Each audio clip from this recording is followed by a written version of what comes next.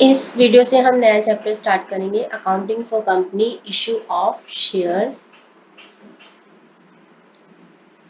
11 में आपने sole proprietorship के बारे में पढ़ा और 12 में आपने पार्टनरशिप के बारे में पढ़ा। काफ़ी सारे चैप्टर्स किए हमने उसके, admission, retirement, death, dissolution. Sole proprietorship और पार्टनरशिप का एक ड्रॉबैक होता है, एक नहीं काफ़ी सारे ड्रॉबैक होते हैं। छोटा बिजनेस करना हो तभी ये वाली फॉर्म ऑफ ऑर्गेनाइजेशन सक्सेसफुल होती है, क्योंकि इसमें लिमिटेड कैपिटल होती है, पैसा कम होता है, लिमिटेड मैनेजरियल एबिलिटी होती है, क्योंकि काम करने वाले लोग कम होते हैं, उतने इनएफिशिएंट नहीं होते हैं, अनलिमिटेड लाइबिलिटी होती है और काफ़ी कुछ दूसरे ड्रॉबैक्स या लिमिटेशंस होते हैं। तो इसीलिए जैसे जैसे बिजनेस का साइज बढ़ता गया तो एक नई फॉर्म ऑफ ऑर्गेनाइजेशन आई जिसको बोलते हैं कंपनी या फिर जॉइंट स्टॉक कंपनी, जिसने सोल प्रोप्राइटरशिप और पार्टनरशिप के सारे ड्रॉबैक्स को दूर कर दिया। तो कंपनी एक वॉलंटरी एसोसिएशन ऑफ पर्संस होती है, मतलब लोग मिलके इसमें पैसा लगाते हैं, बिजनेस स्टार्ट करते हैं और बिजनेस का स्केल जब बड़ा होता है तो लोगों से भी पैसे के लिए इनवाइट कर सकते हैं एप्लीकेशंस। तो through the process of law for the purpose of carrying on some business, तो कोई बिजनेस स्टार्ट करने के लिए सारे लीगल प्रोसीजर्स को पूरा करते हुए एक कंपनी फॉर्म की जाती है। तो इस चैप्टर में हम कंपनी के शेयर कैपिटल के बारे में पढ़ेंगे कि सबसे पहले शेयर्स होता क्या है। कैपिटल, जैसे कि आपको पता है, कैपिटल का मतलब होता है amount invested into the business. तो जो भी बिजनेस में पैसा इन्वेस्ट किया जाता है उसको कैपिटल बोलते हैं। कंपनी की कैपिटल को शेयर कैपिटल इसलिए बोलते हैं क्योंकि कंपनी की कैपिटल छोटे छोटे डिनोमिनेशंस में डिवाइड की जाती है, जिनको कि हम शेयर्स बोलते हैं। जैसे मान लो कि किसी कंपनी की कैपिटल है 50 लाख, तो 5 लाख शेयर्स हो सकते हैं उसमें at the rate of 10 each, यानी कि 10 रुपए का एक शेयर है और 5 लाख शेयर्स हैं, तो उस कंपनी की शेयर कैपिटल हो जाएगी 50 लाख। तो इस तरीके से कंपनी की कैपिटल शेयर्स में डिवाइड होती है, डिविजिबल होती है, तो इसीलिए इसको शेयर कैपिटल कहा जाता है। काइंड्स ऑफ शेयर्स के बारे में पढ़ेंगे। Preference shares, equity shares. Preference shares होते हैं वो शेयर्स होते हैं जिनको कि नाम से पता चल रहा है प्रेफरेंस मिलता है काफ़ी सारी चीज़ों में in comparison to equity shares. सबसे पहले तो they have a right to receive dividend. Shares, जब भी हम किसी कंपनी के अगर शेयर्स खरीदते हैं, पब्लिक लिमिटेड कंपनी के शेयर्स हम खरीद सकते हैं अगर हमारे पास हमारा डीमैट अकाउंट है तो उसके ऊपर कई बार हमें कंपनी डिविडेंड देती है। डिविडेंड वो पार्ट होता है प्रॉफिट्स का जो कि कंपनी अपने शेयर होल्डर्स को देती है जिन्होंने उसके शेयर्स खरीदे हों। तो प्रेफरेंस शेयर्स को राइट होता है कि वो उनको डिविडेंड दिया जाता है एट अ फिक्स रेट, इसके पहले कि इक्विटी शेयर्स को डिविडेंड दिया जाए। अगर आपको किसी क्वेश्चन में दे रखा है, हमने कैश फ्लो स्टेटमेंट वाले चैप्टर में भी ये बात पढ़ी थी कि इक्विटी शेयर्स के ऊपर अगर डिविडेंड दिया गया है तो ये मान के चलो कि प्रेफरेंस शेयर्स को तो डिविडेंड दिया ही होगा, क्योंकि उनको पहल मिलती है, इस मामले में प्रेफरेंस मिलती है। इसी के साथ साथ जब कंपनी वाउंड अप होती है, बंद हो जाती है, तो उनको पहला राइट मिलता है, इक्विटी शेयर के पहले राइट मिलता है कि उनकी जो भी कैपिटल उन्होंने पैसा लगाया है उसको वापस कर दिया जाए। तो टाइप्स ऑफ प्रेफरेंस शेयर्स में हम पढ़ेंगे cumulative preference shares. Cumulative preference shares वो शेयर्स होते हैं जिनको कि अपने which are entitle to recover the arrears of preference dividend, जिनको कि डिविडेंड के पिछले कुछ पैसा पड़ा हो उनका कंपनी के पास, तो उनको ये पहले मिलता है। जैसे मान लो डिविडेंड तभी दिया जाता है जब कंपनी को प्रॉफिट्स होते हैं। अगर कंपनी को लॉस हो गया या कंपनी के प्रॉफिट्स इनएडुकेट हो गए तो दैट मीन्स कि शेयर्स के ऊपर डिविडेंड नहीं मिलेगा। मान लो कि किसी कंपनी को लॉस हो गया तो प्रेफरेंस शेयर्स के आगे उनका रेट ऑफ डिविडेंड लिखा होता है। सपोज 8% प्रेफरेंस शेयर्स लिखा हुआ है, तो दैट मीन्स उनको 8% के हिसाब से डिविडेंड मिलेगा। मान लो कि किसी साल में लॉस हो गया तो उनको डिविडेंड नहीं मिला, अगले साल भी लॉस हो गया तो भी उनको डिविडेंड नहीं मिला, अगले साल में प्रॉफिट हुआ तो हम उन इन अगर वो क्यूमुलेटिव प्रेफरेंस शेयर्स हैं तो उनको ये हक मिलता है कि 8% पिछले से पिछले साल का प्लस 8% प्लस 8%, यानी कि 24% उनको डिविडेंड दिया जाएगा पहले, इसके पहले कि इक्विटी शेयर्स को डिविडेंड दिया जाए। तो इसलिए उनका जो भी उनके अर्निंग्स होते हैं, आउटस्टैंडिंग डिविडेंड होता है, वो इकट्ठे होता जाता है और फिर उनको जिस साल में प्रॉफिट्स होते हैं उस साल में वो उनको दे दिया जाता है। इसीलिए इनको क्यूमुलेटिव प्रेफरेंस शेयर्स बोलते हैं। नॉन क्यूमुलेटिव प्रेफरेंस शेयर्स इसका ऑपोजिट है, जिनको कि डिविडेंड दिया जाता है, फिक्स रेट पे दिया जाता है, लेकिन ऐसा नहीं है कि अगर किसी साल में डिविडेंड नहीं दिया गया किसी रीजन से, तो अगले साल में अगर प्रॉफिट हुआ तो अगले साल में डिविडेंड मिलेगा, लेकिन पिछला कोई भी अनपेड अमाउंट जो उनको नहीं दिया गया वो उनको नहीं दिया जाएगा। पार्टिसिपेटिंग प्रेफरेंस शेयर्स वो होते हैं जिनको कि सरप्लस प्रॉफिट्स में पार्टिसिपेट करने का अधिकार होता है। जैसे कि अगर मान लो कि किसी साल में प्रॉफिट बहुत ज़्यादा हो गए तो उनको प्रेफरेंस शेयर्स को उनका फिक्स डिविडेंड मिलेगा। इक्विटी शेयर्स को उनका डिविडेंड देने के बाद अगर कोई सरप्लस प्रॉफिट बच जाते हैं तो उनमें इन प्रेफरेंस शेयर्स को, पार्टिसिपेटिंग प्रेफरेंस शेयर्स को और भी ज़्यादा डिविडेंड दिया जा सकता है। प्लस अगर कंपनी बंद हो जाए तो जो भी preference shares equity share holder को देने के बाद अगर कुछ सरप्लस बचता है तो भी इन पार्टिसिपेटिंग प्रेफरेंस शेयर्स को एक सरप्लस का पार्ट मिल जाता है। नॉन पार्टिसिपेटिंग प्रेफरेंस शेयर्स इसका उल्टा है, जिनको कि बस उनका डिविडेंड का फिक्स रेट जो है वही मिलता है, उसके अलावा कोई सरप्लस प्रॉफिट में पार्टिसिपेट करने का राइट नहीं मिलता है। रिडीमेबल प्रेफरेंस शेयर्स क्या होते हैं? रिडीमेबल मतलब जिनको कि हम रिडीम कर देते हैं, रीपे कर देते हैं उनका पैसा। कुछ प्रेफरेंस शेयर्स ऐसे होते हैं जिनको कि जब हम इशू करते हैं तभी उनके बारे में लिखा जाता है कि इतने सालों के बाद इनको इनका पैसा वापस दे दिया जाएगा, तो उनको बोलते हैं हम redeemable preference shares. Irredeemable preference shares नाम से ही पता चल रहा है कि इनको रीपे नहीं किया जाता, इनको इनका पैसा रिफंड नहीं किया जाता। इन केस कंपनी बंद हो जाती है, कंपनी बंद हो जाती है तब तो इनको बाकी शेयर होल्डर के साथ इनका पैसा दे दिया जाएगा। अदरवाइज इरिडीमेबल प्रेफरेंस शेयर्स को कंपनी की लाइफ टाइम में इनको इनका पैसा वापस नहीं दिया जाता।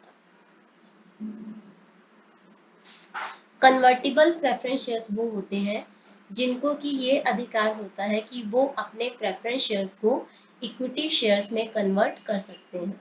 जैसे कन्वर्टिबल प्रेफरेंस शेयर्स होते हैं वैसे ही कन्वर्टिबल डिबेंचर्स भी होते हैं जिनको कि हम इक्विटी शेयर्स में कन्वर्ट कर सकते हैं। नॉन कन्वर्टिबल प्रेफरेंस शेयर्स वो होते हैं जिनको कि हम उनको राइट नहीं होता, उनको अधिकार नहीं होता कि वो अपने शेयर्स को इक्विटी शेयर्स में कन्वर्ट कर सकें।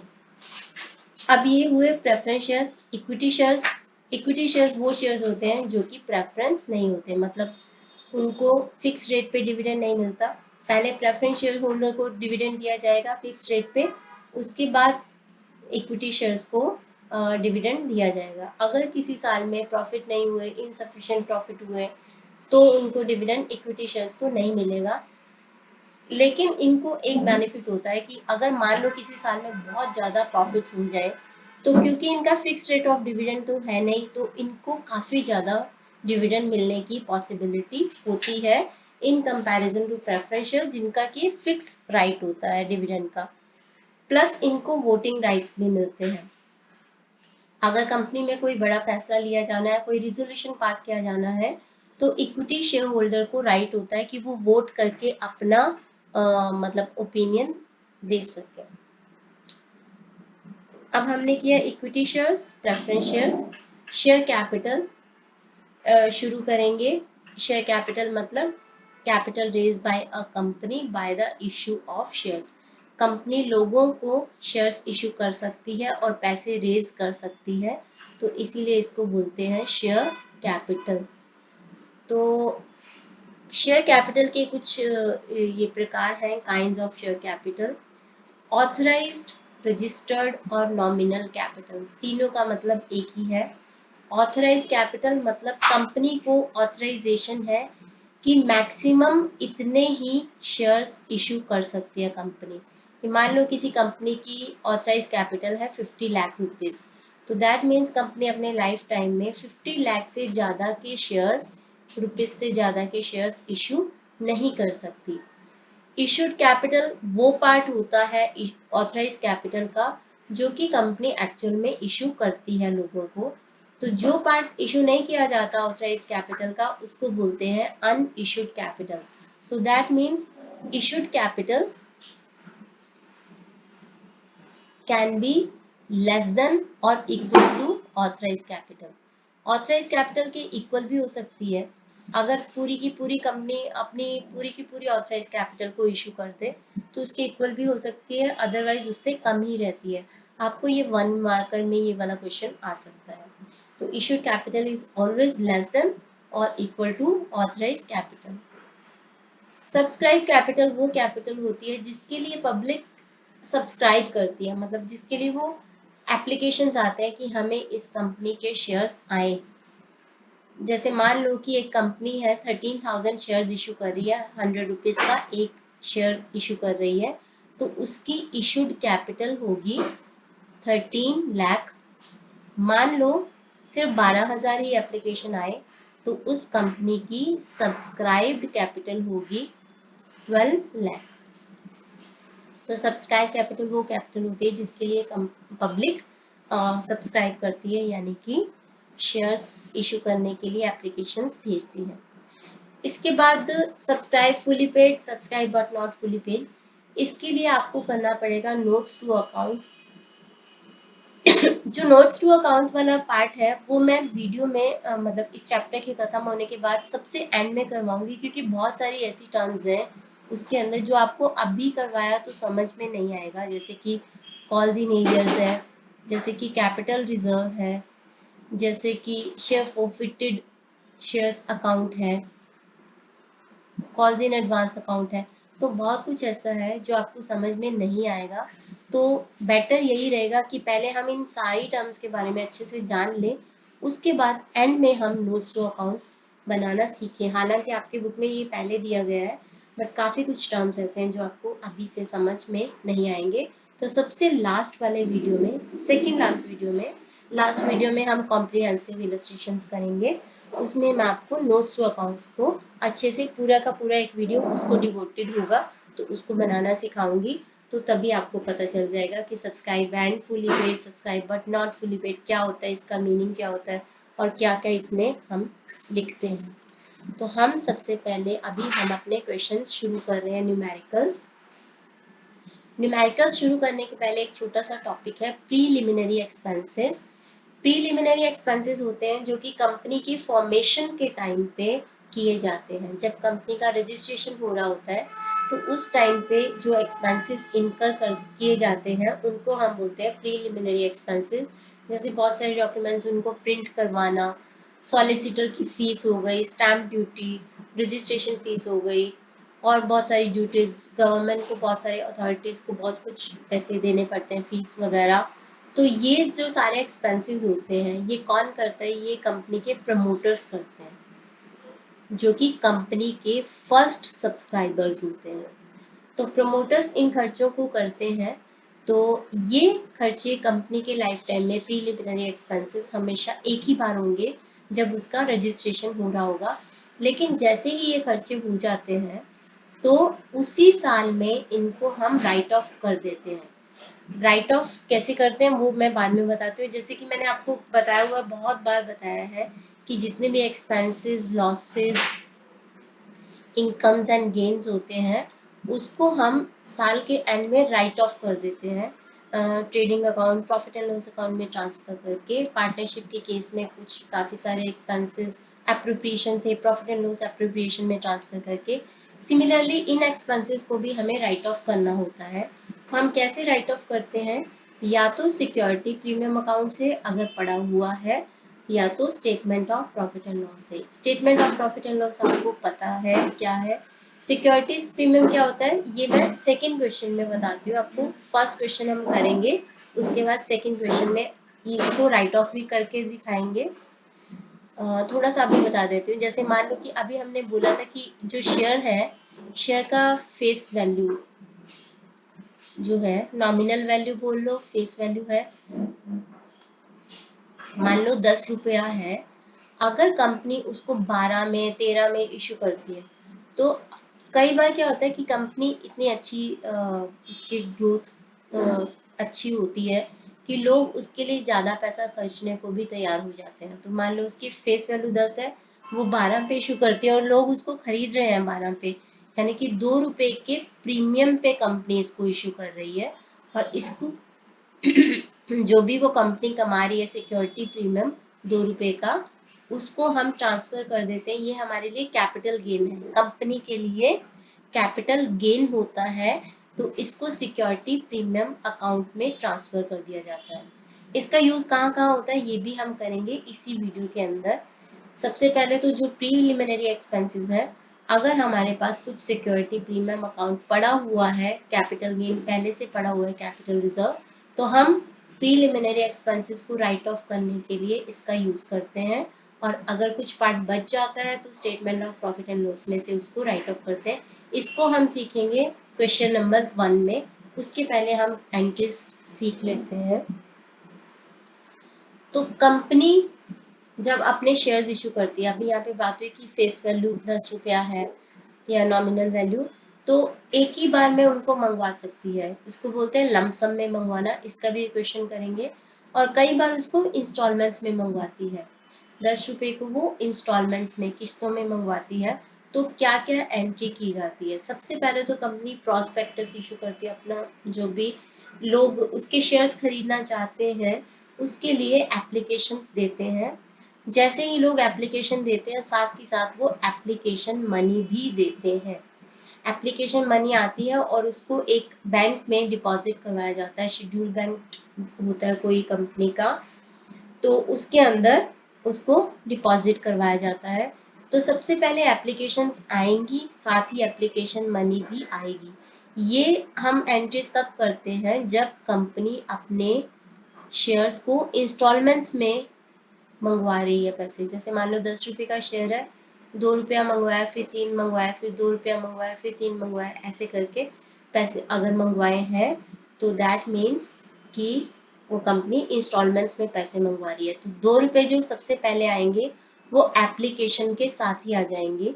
तो उसके लिए एंट्री क्या हो जाएगी? बैंक अकाउंट डेबिट, क्योंकि बैंक में पैसे आए, to share application account, to share application में उसको ट्रांसफर कर दिया। जैसे ही कंपनी के पास पैसे आ जाते हैं, उसके बाद कंपनी शेयर्स को अलॉट कर देती है। डायरेक्टर्स कंपनी के शेयर्स को अलॉट करते हैं। जैसे ही कंपनी के शेयर्स को अलॉट किया जाता है, ये वाले पैसे शेयर एप्लीकेशन के शेयर कैपिटल अकाउंट में ट्रांसफर कर दिए जाते हैं। और इसके लिए एंट्री क्या होती है? Share application account debit to share capital account. तो पैसे एप्लीकेशन के आते हैं और उसके बाद एप्लीकेशन मनी को शेयर कैपिटल अकाउंट में ट्रांसफर कर दिया जाता है। ये जो एंट्री है, कई बार क्या होता है कि कंपनी शेयर्स इश्यू नहीं कर पाती उनको, तो उनको उनके पैसे वापस कर दिए जाते हैं। तो share application account debit to bank account, पैसे उनको वापस कर दिए जाते हैं क्योंकि कंपनी उनको शेयर्स अलॉट नहीं कर पाती।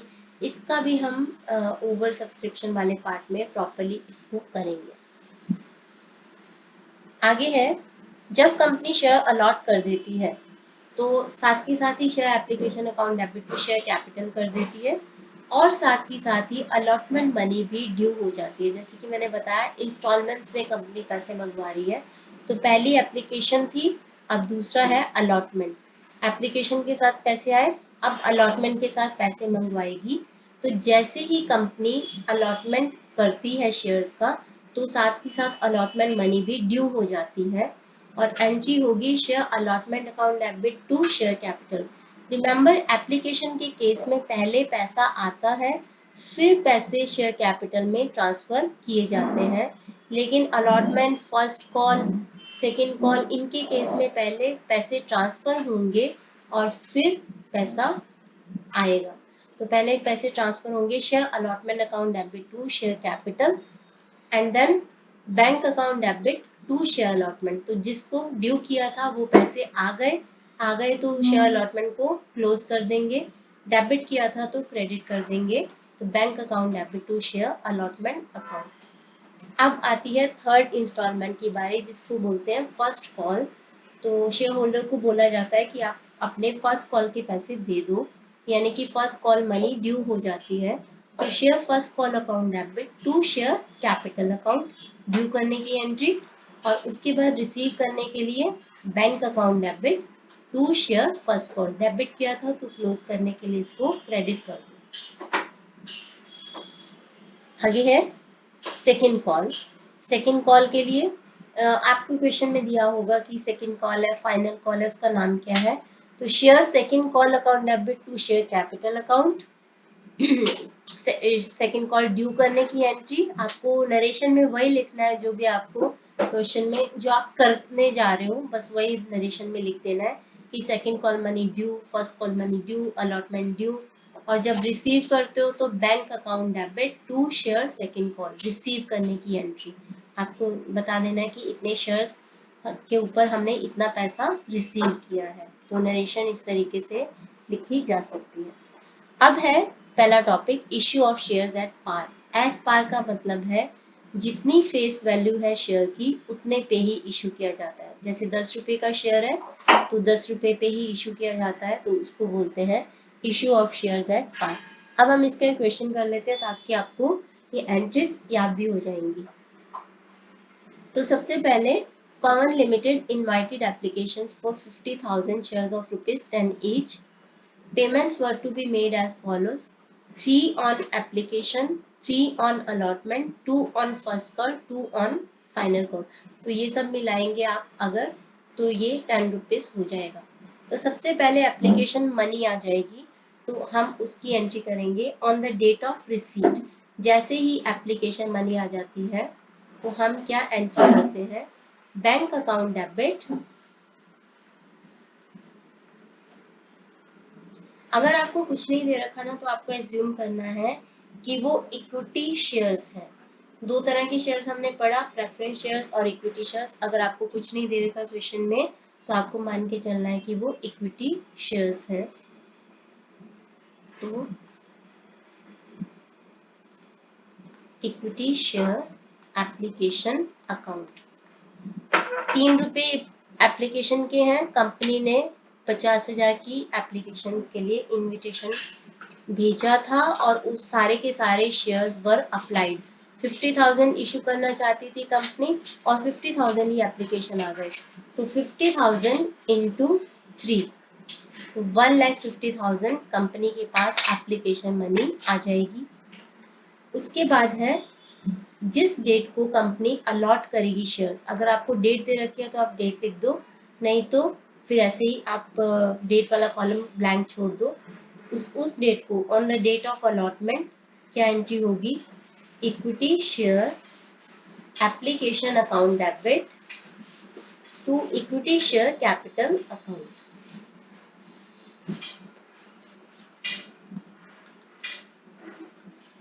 $1,50,000 and 1,50,000।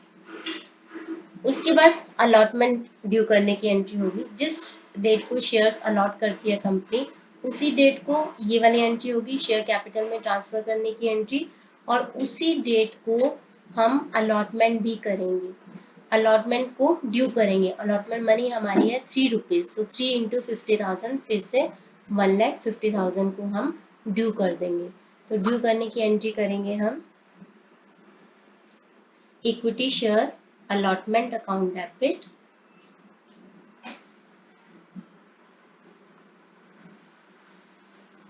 To equity share capital account 1,50,000। अब इस मनी को रिसीव करने की एंट्री करेंगे, तो bank account debit to equity share allotment account. इसको क्लोज कर दो क्योंकि अभी पैसे आ गए। तो 1,50,000 एंड 1,50,000। उसके बाद है फर्स्ट कॉल। तो फर्स्ट कॉल मंगवाई है कंपनी ने, सारी सम्स आ गए हैं, अलॉटमेंट और कॉल मनी सब कुछ कंपनी ने रिसीव कर लिया है। तो फर्स्ट कॉल को ड्यू करने की एंट्री सिमिलरली करेंगे share first call account debit, equity share first call account debit, first call को ड्यू करने की एंट्री कर दो to equity share capital account.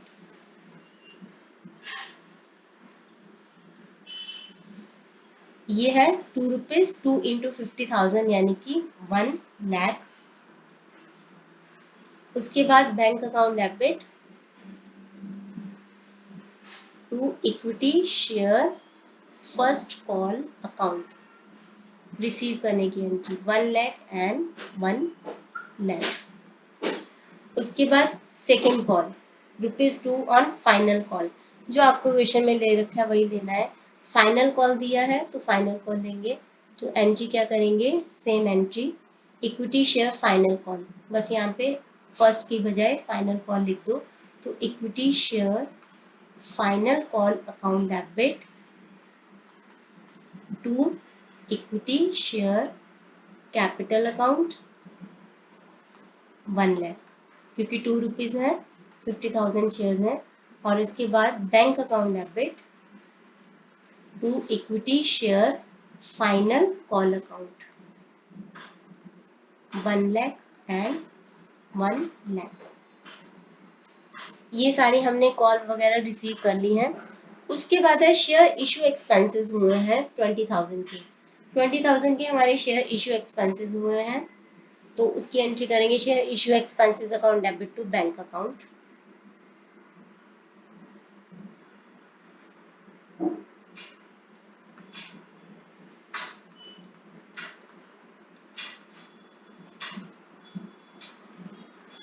$20,000 and $20,000. 4,000 fully paid shares were also issued to promoters for their services. 4,000 fully paid shares, fully paid मतलब हमने ऐसा माना है प्रोमोटर्स को शेयर्स इशू कर दिए, लेकिन उससे हम कुछ पैसे लेंगे नहीं, मतलब कि ऐसा उनको बताया है कि आपके 40,000 के आपको शेयर्स इशू कर दिए, लेकिन उसके बदले में आपको कुछ नहीं देना, क्योंकि ये फुली पेड शेयर्स है। तो 40,000 हम उनको प्रोमोटर्स को देंगे। ये हम प्रोमोटर्स को क्यों दे रहे हैं, क्योंकि अभी हमने पीछे पढ़ा था कि फॉर्मेशन होता है जब कंपनी का, इनकॉर्पोरेशन या फिर रजिस्ट्रेशन होता है कंपनी का, तो प्रोमोटर्स ही कंपनी के फर्स्ट सब्सक्राइबर्स होते हैं, वही सारे खर्चे करते हैं। तो कई बार कंपनी उनको उन खर्चों के बदले में शेयर्स इशू कर देती है फुली पेड, तो 40,000 के उनको शेयर्स इशू करती है। तो सबसे पहले तो उन्होंने क्या किया होगा, incorporation expenses account debit to bank नहीं करेंगे क्योंकि प्रमोटर्स ने खर्चे किए, तो टू प्रमोटर्स अकाउंट 40,000 इतने के खर्चे किए होंगे। फिर हम क्या करेंगे, ये हमारी लायबिलिटी क्रिएट हो गई प्रमोटर्स की तरफ, तो अभी प्रमोटर्स को डेबिट कर देंगे, क्लोज कर देंगे उनके अकाउंट को। उनको पैसे देने की बजाय हमने क्या कर दिया, उनको शेयर कैपिटल इशू कर दिया। तो to equity share capital account 40,000, इन दोनों के बजाय आप एक ही एंट्री भी कर सकते हो, incorporation expenses account debit to equity share capital 40,000। अब ये जो दो खर्चे हुए हमारे, शेयर इशू एक्सपेंसेस और इनकॉर्पोरेशन एक्सपेंसेस, इनको हम राइट ऑफ करना पड़ेगा। राइट ऑफ करने के लिए हम क्या करेंगे, statement of profit and loss account debit, क्योंकि सिक्योरिटी प्रीमियम नहीं है तो हम इनको यहीं पे statement of profit and loss से राइट ऑफ कर देंगे। तो to incorporation expenses account and to share issue expenses account, दोनों को हम साल के एंड में राइट ऑफ कर देंगे। 40,000 के ये थे और 20,000 के शेयर इशू, यानी कि 60,000 हमने statement of profit and loss को यूज कर लिया है to write off these expenses. Okay, next question पे चलते हैं। अभी था issue of shares at par, अब है issue of shares at premium. कई बार कंपनी अपने फेस वैल्यू का शेयर के फेस वैल्यू से ऊपर पे इशू करती है, इसको बोलते हैं issue of shares at premium. जैसे ₹10 का शेयर है, 12 पे इशू किया तो ₹2 क्या होगा, प्रीमियम होगा। ये कंपनी के लिए कैपिटल गेन है। कैपिटल गेन है तो इसको कैपिटल रिजर्व, जिसका नाम है सिक्योरिटी प्रीमियम अकाउंट उसमें ट्रांसफर किया जाएगा। तो ये भी कैपिटल रिजर्व का ही पार्ट होता है। तो इसको कंपनी में रिजर्व एंड सरप्लस में दिखाया जाता है। ये मैं आपको सबसे सेकंड लास्ट वीडियो में सिखाऊंगी। तो इस रिजर्व का यूज कहाँ कहाँ किया जा सकता है, ये आपको एमसीक्यू में ये वाला क्वेश्चन आ सकता है कि किसको राइट ऑफ करने के लिए सिक्योरिटी प्रीमियम का यूज नहीं किया जाता। तो आप इसको अच्छे से पढ़ के जाना कहाँ कहाँ इसका यूज किया जाता है। प्रीलिमिनरी एक्सपेंसेस को राइट ऑफ करने में किया जाता है। दूसरे एक्सपेंसेस जैसे कि discount allowed on issue of debentures, हम डिबेंचर्स वाला चैप्टर इसके बात करेंगे जो कि हमारा ये 12th के वीडियोस का लास्ट वीडियो होगा। तो जो भी डिस्काउंट पे इशू किया है उसको राइट ऑफ करने के लिए सिक्योरिटी प्रीमियम का यूज किया जाता है। इसके बारे में डिटेल में उसी वीडियो में बताऊंगी। बोनस शेयर्स इशू करने के लिए शेयर होल्डर को इसका यूज किया जा सकता है। अगर तुम रिडीमेबल प्रेफरेंस शेयर्स को प्रीमियम पे रिडीम कर रहे हो, यानी कि 10 रुपए से उनसे खरीदा था और 12 पे इशू कर रहे हो, 13 रिडीम कर रहे हो, 13 पे रिडीम कर रहे हो, उनको 10 की बजाय 12 13 ज्यादा पैसे दे रहे हो, तो वो आपके लिए एक तरह से लॉस है। तो उसको राइट ऑफ करने के लिए भी हम उस प्रीमियम को देने के लिए भी हम सिक्योरिटी प्रीमियम का यूज कर सकते हैं। कई बार कंपनी अपने शेयर्स को बाय बैक करती है, रीपरचेज करती है, तो उस रीपरचेज करने के लिए पैसे चाहिए, तो उसके लिए सिक्योरिटी प्रीमियम अकाउंट का यूज कर सकते हैं। तो ये पांचों चीजों में सिक्योरिटी प्रीमियम का यूज कर सकती है। अब इसकी एंट्री क्या होगी, अगर आपको कुछ नहीं दे रखा क्वेश्चन में कि प्रीमियम की अमाउंट, जैसे कि मैंने बताया कि इंस्टॉलमेंट्स में कंपनी पैसे मंगवाती है, तो अगर तो application allotment first call final call, अगर आपको क्वेश्चन में कुछ नहीं दे रखा तो आपको एज्यूम करना है कि ये अलॉटमेंट के साथ प्रीमियम आया है। अगर तो क्वेश्चन में दे रखा है तो इट्स ओके, वैसे ही करना है। नहीं कुछ दे रखा तो हम ये मानेंगे कि अलॉटमेंट वाली मनी के साथ प्रीमियम आया है।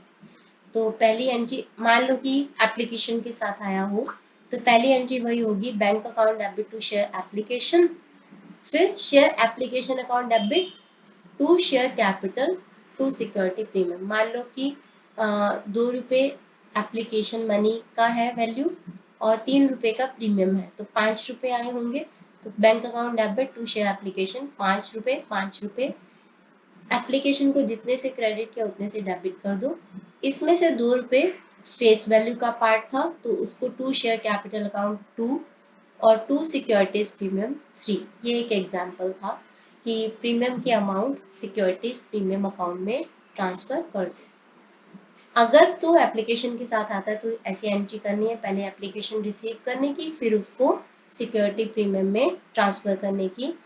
अगर आपको अलॉटमेंट के साथ आता है तो अलॉटमेंट ड्यू करते सार ही share allotment account debit to share capital to securities premium. मान लो अलॉटमेंट मनी है आपकी 1 प्लस 3 रुपए का प्रीमियम आया, तो यहाँ पे आपको क्या करना है, यहाँ पे आपको पूरे 4 रुपीज करने हैं। ठीक है, शेयर कैपिटल में आपको 1 लिखना है और सिक्योरिटी प्रीमियम में आपको 3 लिखना है। इस तरीके से आपको प्रीमियम अकाउंट में ट्रांसफर कर देना है। फिर पूरे का पूरा 4 रुपीज यहाँ पे आप रिसीव कर लो। तो अब हम इसका इक्वेशन कर लेते हैं। Happy Days was registered with an authorized capital of 60 lakh divided into 6 lakh equity shares of rupees 10 each. Authorized capital दे रखी है 60 lakh। कंपनी ने इशू किए हैं 2 lakh equity shares at a premium of 3 पर शेयर, यानी कि प्रीमियम है 3 रुपए का। पेबल एज फॉलोज, एप्लीकेशन पे है 4, अलॉटमेंट पे है 5। 5 कैसे हैं, इनमें से 3 रुपए का तो प्रीमियम है, यानी कि 2 रुपए उसकी फेस वैल्यू और 3 रुपए उसका प्रीमियम। फर्स्ट कॉल पे है 2 and second and final call पे है 2। तो 4 + 2 6, 6 + 2 8, 8 + 2 10, 10 + 3 रुपीज प्रीमियम के। तो all the shares were subscribed and all the money was duly received. Share issue expenses amounted to 75,000 which were fully written off against security premium. तो अभी क्योंकि security premium पड़ा हुआ था तो शेयर इश्यू एक्सपेंसेस को वहां से हमें राइट ऑफ कर दिया। तो एंट्री क्या होगी, पहली एंट्री क्या होगी, 4 रुपए एप्लीकेशन के हैं, 2 लाख के हमारे शेयर्स हैं। तो फर्स्ट एंट्री हम फटाफट से कर लेते हैं, bank account debit to equity share application account. अब आपको साफ ही दे रखा है कि अलॉटमेंट के साथ प्रीमियम आएगा, तो 4 इंटू 2 लाख एप्लीकेशन के साथ कितने आएंगे, 8 लाख, 8 लाख। फटाफट से दूसरी एंट्री मैं बता देती हूँ। Equity share application account debit to equity share capital account, second entry. Third entry में अलॉटमेंट मनी ड्यू करेंगे 5 रुपए, 2 रुपए फेस वैल्यू के और 3 रुपए प्रीमियम के, तो उसकी क्या एंट्री होगी, equity share allotment account debit to equity share capital account and to securities premium account. 5 रुपए, ठीक है, टोटल 5 रुपए, 5 इंटू 2 लाख यानी कि 10 लाख मंगवाएंगे, जिसमें से 2 रुपए फेस वैल्यू के हैं, 2 इंटू 2 लाख, तो 2 लाख इंटू 2, 4 लाख तो फेस वैल्यू के हैं उसके, और बाकी 3 इंटू 2 लाख यानी कि 6 लाख मंगवाएंगे सिक्योरिटी प्रीमियम के। आप एंट्री क्या करेंगे, बैंक अकाउंट डेबिट, जितने से इसको डेबिट किया था पूरे को राइट ऑफ कर, खत्म कर दो, क्लोज कर दो, राइट ऑफ नहीं, अलॉटमेंट अकाउंट 10 लाख रुपीस आ गए क्योंकि सारी मनी वॉज ड्यूली रिसीव्ड। उसके बाद फर्स्ट कॉल के लिए same, equity share first call account debit to equity share capital, 2 rupees है, 2 लाख शेयर्स है, 4 लाख 4 लाख, फिर bank account debit to share first call, फिर equity second and final call account debit to equity share capital, फिर bank account debit to share second and final call. ये सारी entries हम कर देंगे। शेयर इशू एक्सपेंसेस हुए 75,000 के, तो इसके लिए एंट्री करेंगे share issue expenses account debit 75,000 to bank account. इसको राइट ऑफ करने के लिए हमारे पास 6 लाख रुपीज है, तो 75 तो बहुत छोटी सी अमाउंट है, तो हमें कितने चाहिए पैसे, 75,000 राइट ऑफ करने के लिए, तो हम इसको राइट ऑफ कर देंगे। एक्सपेंसेस को डेबिट किया था, राइट ऑफ करने के लिए इसको क्या कर देंगे, क्रेडिट, तो to share issue expenses account 75,000, और यूज क्या करोगे, सिक्योरिटीज प्रीमियम अकाउंट। अगर सिक्योरिटी प्रीमियम अकाउंट नहीं हो तो हम statement of profit and losses को राइट ऑफ कर देते।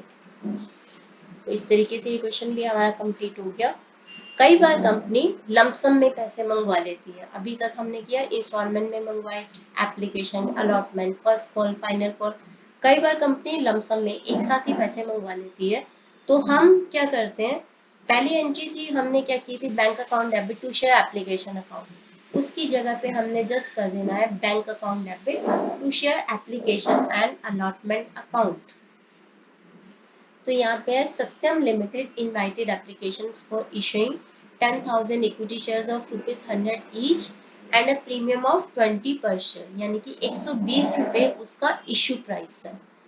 अगर आपको ऐसे पूछे इशू प्राइस कितना हुआ 120, और शेयर की फेस वैल्यू कितनी है 100, और प्रीमियम कितने का होगा 20 रुपीज का।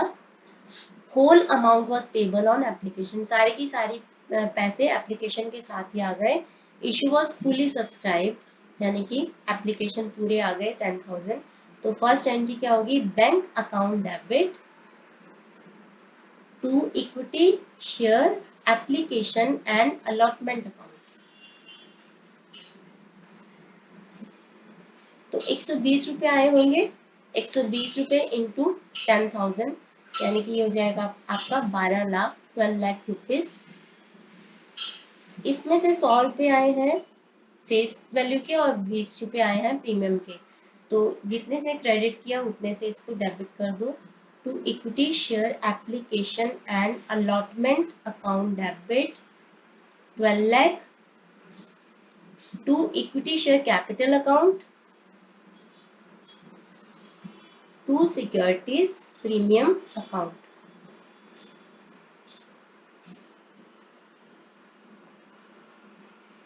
तो 100 इंटू 10 लाख यानी कि 10 लाख आए तो फेस वैल्यू के, और 20 रुपीज का प्रीमियम है, 20 इंटू 10,000 यानी कि 2 लाख आए सिक्योरिटीज प्रीमियम के। तो जब लमसम में मंगवाएंगे तो बस यही एक एंट्री कर देंगे। Use of cash book, actual practice में क्या होता है, कंपनी इतनी सारी बैंक की एंट्रीज नहीं करती। 11th में आपने कैश बुक का चैप्टर पढ़ा होगा कि जब कैश बुक बनाई जाती है तो कैश या बैंक से रिलेटेड एंट्रीज नहीं की जाती, जर्नल एंट्रीज नहीं की जाती, उनको कैश बुक में ही दिखा दिया जाता है। तो आपको ऐसा क्वेश्चन आ सकता है जिसमें आपको बोला जाए कि आपको कैश बुक प्रिपेयर करना है, तो आप कैसे करोगे? हम इसका एक क्वेश्चन कर लेते हैं। A limited company offered for subscription 10,000 equity shares of ₹10 each at a premium of 2 per share, यानी कि 10 रुपीज फेस वैल्यू है, 2 रुपीज का प्रीमियम है, तो उसका इश्यू प्राइस कितना है?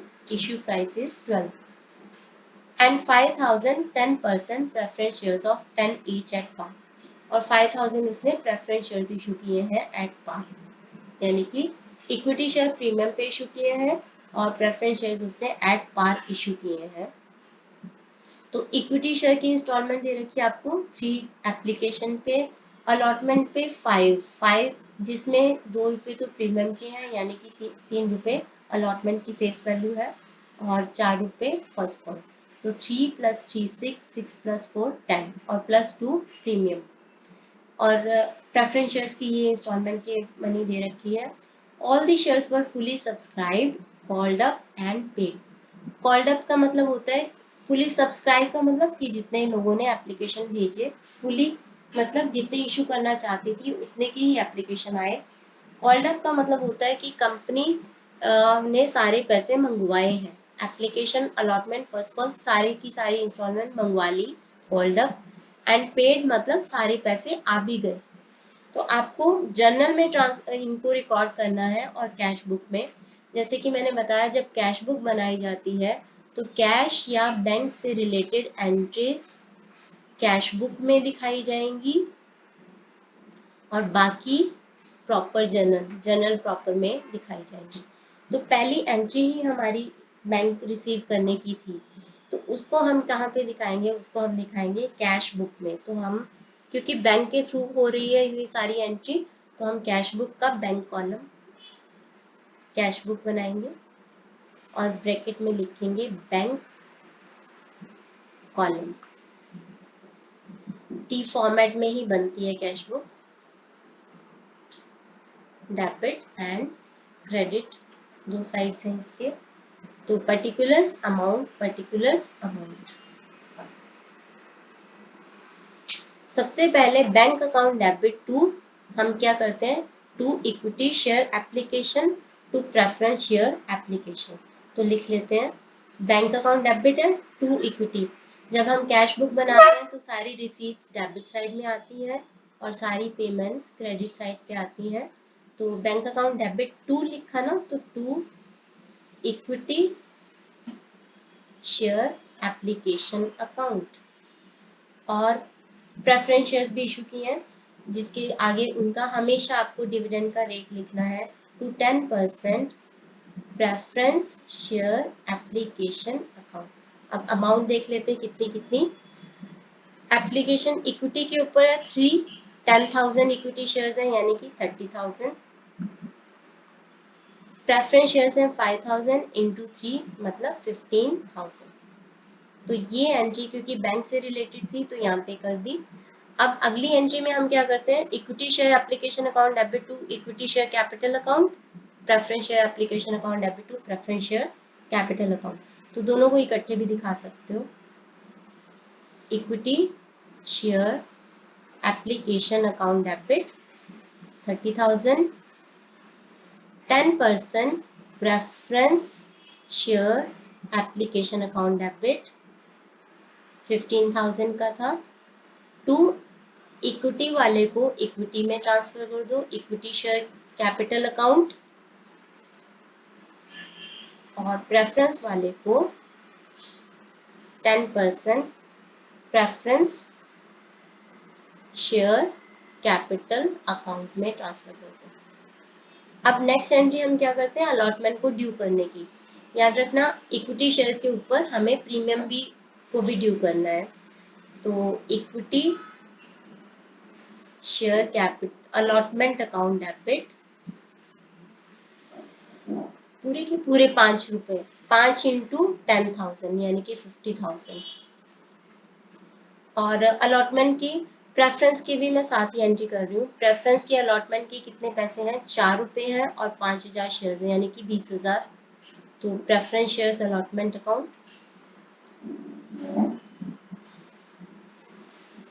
10%, 10% preference shares allotment account debit 4 into 5,000 यानी कि 20,000। इक्विटी शेयर अलॉटमेंट के दो पार्ट्स हैं, फेस वैल्यू और प्रीमियम, यानी कि 30,000 एंड 20,000। तो to equity share capital account 30,000, to securities premium account 20,000 का प्रीमियम है। और बाकी प्रेफरेंस शेयर्स के पूरे उसके कैपिटल अकाउंट में ट्रांसफर कर दो। तो to preference share capital account पूरा का पूरा 20,000 यहाँ पे ट्रांसफर कर दो। अब हम क्या करेंगे, रिसीव करने की entry, bank account debit to equity share allotment account to 10% preference share allotment account. Entry यहाँ पे करने की बजाय हम कहाँ करेंगे, कैश बुक में। तो लिखेंगे क्या, to equity shares allotment account 50,000 to 10% preference shares allotment account 20,000। Similarly अब फर्स्ट कॉल की एंट्री कर देते हैं दोनों की इकट्ठे। इक्विटी पे 4 रुपीज है और प्रेफरेंस पे 3 रुपीज है। 4 इंटू 10,000 40,000, 3 इंटू 5,000 यानी 15,000। तो इक्विटी शेयर फाइनल कॉल, इसका नाम क्या है, फर्स्ट कॉल। फर्स्ट कॉल जब आपको दे रखा हो ना, तो यही इनकी फाइनल कॉल भी है, क्योंकि इसके बाद पैसे पूरे हो गए, 10 रुपए हो गए, तो फाइनल कॉल तो बचेगी नहीं। तो फर्स्ट कॉल के साथ ही आप फाइनल कॉल भी लिख दो यहाँ पे, equity share first and final call account debit 10,000 share है, 4 रुपए का एक है, 40,000। 10% preference share first and final call account debit 3 into 5,000 यानी कि 15,000। To equity share capital account to 10% preference share capital account 40,000 and 15,000। और उसके बाद bank account debit to equity share first and final to 10% preference share first and final.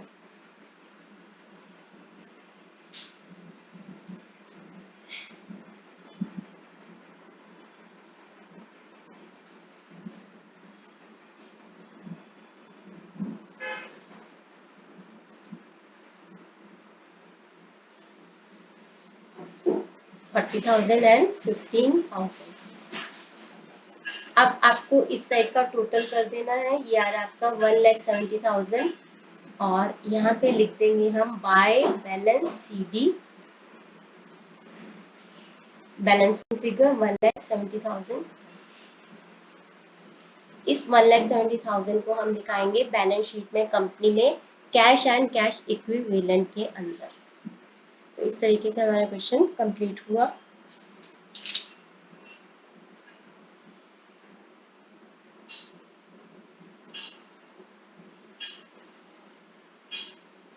अगला question है under subscription of shares.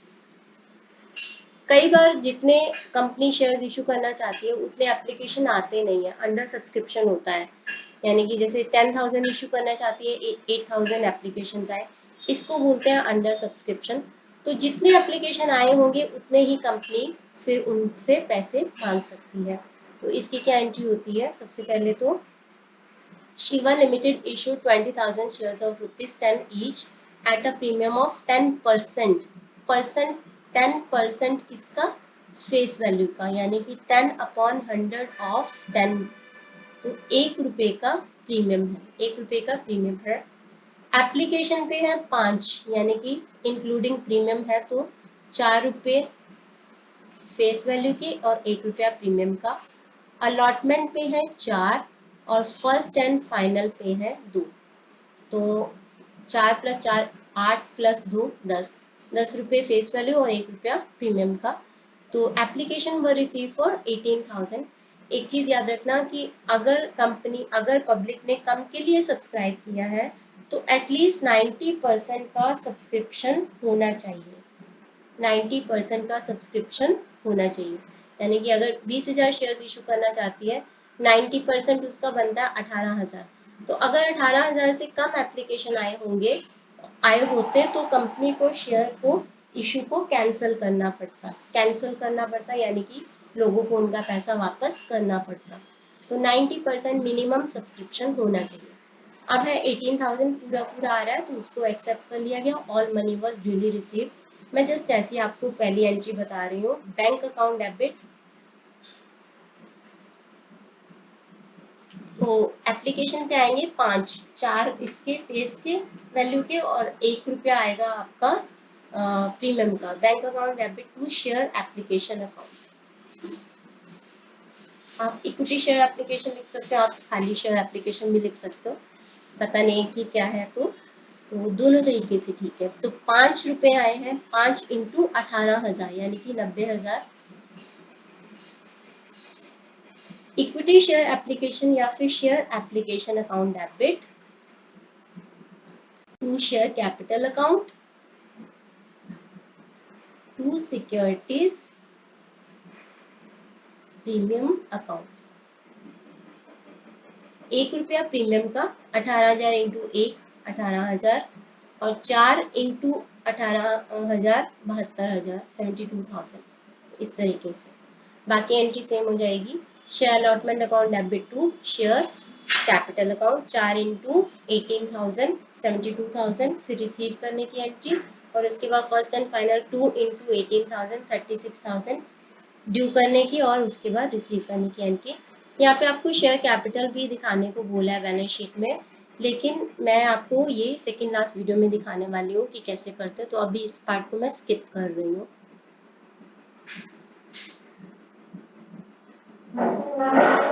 Okay, next topic जो है issue of shares for consideration other than cash, हम next video में करेंगे। अभी इस video के लिए इतना ही।